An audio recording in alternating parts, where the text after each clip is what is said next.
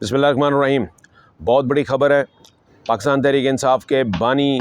इमरान ख़ान जो हैं वो डायलॉग के लिए राज़ी हो गए हैं, मुज़ाकरात के लिए तैयार हैं।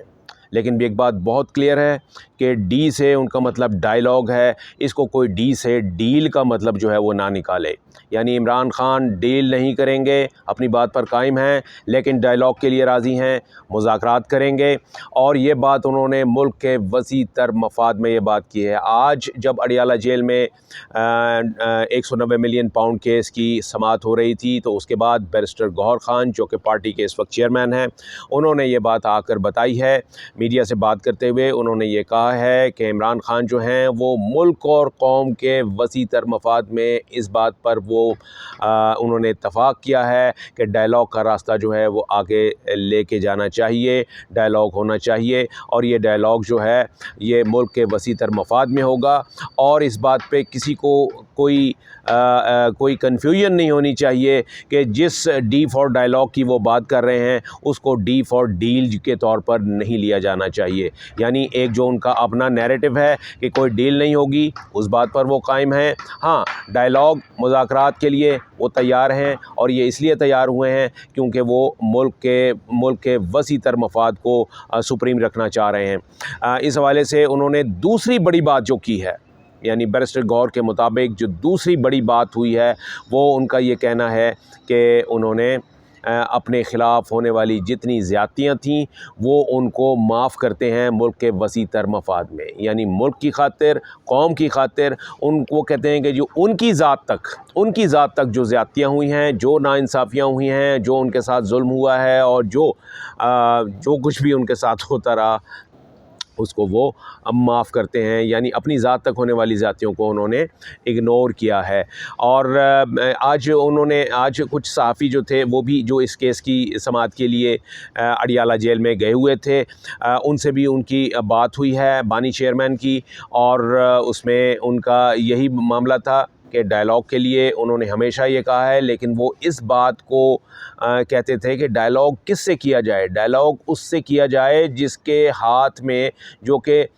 जिनके हाथ में असल डिसीजन मेकिंग है। क्योंकि इस हुकूमत को समझा जाता है कि ये हुकूमत तो कठपुतली है, इनके डिसीजन कोई और ले रहा है, इनकी जो डोर बाग है वो कोई और चला रहा है, ये तो कठपुतलियाँ हैं। इसलिए बात उनसे की जाए जो कि वाकई इस वक्त जो है वो डिसीजन मेकिंग की पोजीशन में हैं। तो ये कहा जा रहा है कि जो यानी कि पावर ब्रोकर्स हैं, इसके लिए इस तरह इस्तेमाल की जा रही है कि जो पावर ब्रोकर्स हैं, यानी जो इक़्तिदार के लिए डायलॉग या गुफ्तो शनीद या उसके लिए जोड़ तोड़ या जो जिसे कहा जाए कि मुज़ाकरात का पावर रखते हैं, इख्तियार रखते हैं और करवा सकते हैं इक़्तिदार के लिए, इख्तियारात के लिए, उन पावर ब्रोकर्स को ये कहा गया है कि वो अपने नज़रिए में और अपना जो जिस तरीके से उन्होंने अपना जो नैरेटिव है या अपनी जो एक रूलिंग पॉलिसी उन्होंने रखी हुई है, उसके अंदर वो ये कहते हैं कि आप ये मामला जो है इसको लेके चलें, ठीक है पावर आपके पास है, लेकिन इसके लिए मेरिट को कम से कम समझें,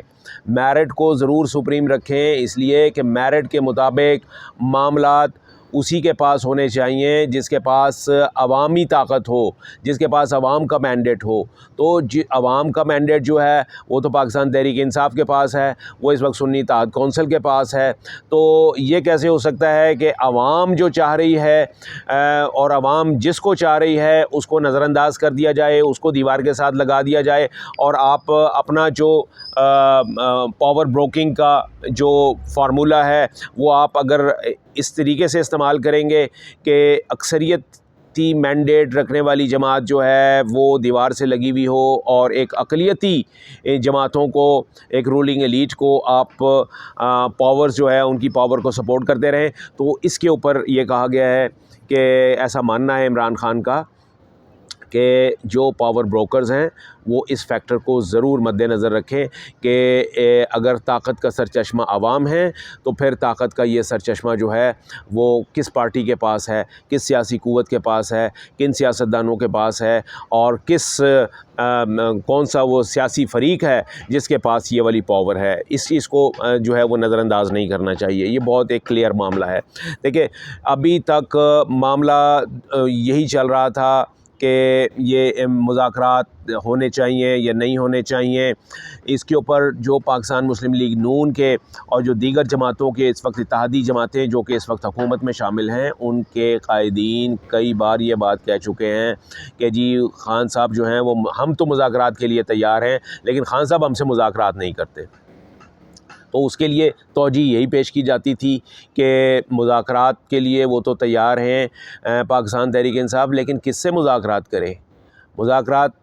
کٹ پتلیوں سے تو نہیں ہو سکتے، مذاکرات جو ہیں وہ پپٹس سے تو نہیں ہو سکتے، اس لیے کہ پپٹس کو موو کرنا جو ہے وہ ان کے پیچھے بیٹھی ہوئی جو ڈور باغ ہلانے والی طاقتیں ہوتی ہیں ان کے پاس ہوتا ہے۔ تو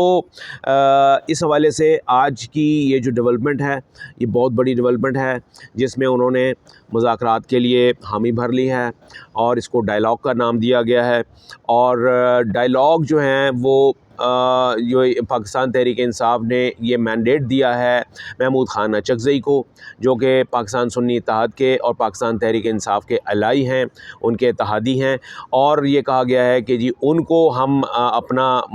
یعنی کہ مذاکراتی ٹیم کا سربراہ بنا کر باقاعدہ ایک یہ ڈیلیگیشن جو ہے وہ ترتیب دیا جائے گا، اور یہ ڈیلیگیشن جو ہے یہ پھر مذاکراتی یعنی کہ وفد جو ہوگا یہ مذاکرات کرے گا۔ اب اس سے پہلے ایک اور بھی چیز ہو رہی تھی کہ مذاکرات کے لیے کیوں راضی نہیں ہوا جا رہا تھا